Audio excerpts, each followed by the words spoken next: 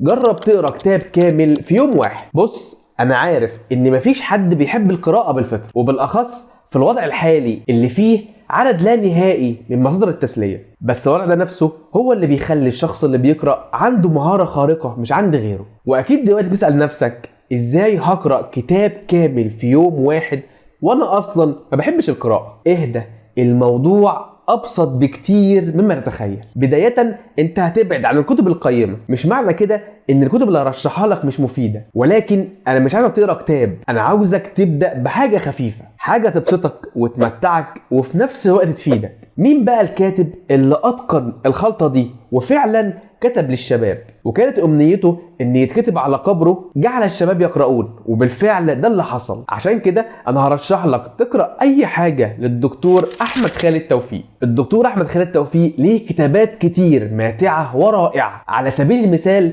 سلسله ما وراء الطبيعه، واللي اتعملت مسلسل وعمل ضجه كبيره جدا في العالم العربي. انا عاوز اقول لك ان الروايات امتع بكتير جدا جدا من المسلسل، يعني المسلسل فيه 10% من المتعه اللي موجودة في الروايات و10% وكده أكون كارمه كمان. فأنا برشح لك أي كتاب من سلسلة ما وراء الطبيعة، أو عموما أي كتاب للدكتور أحمد خالد توفيق، وخلي هدفك إنك تطلع بأفكار جديدة تساعدك في حياتك.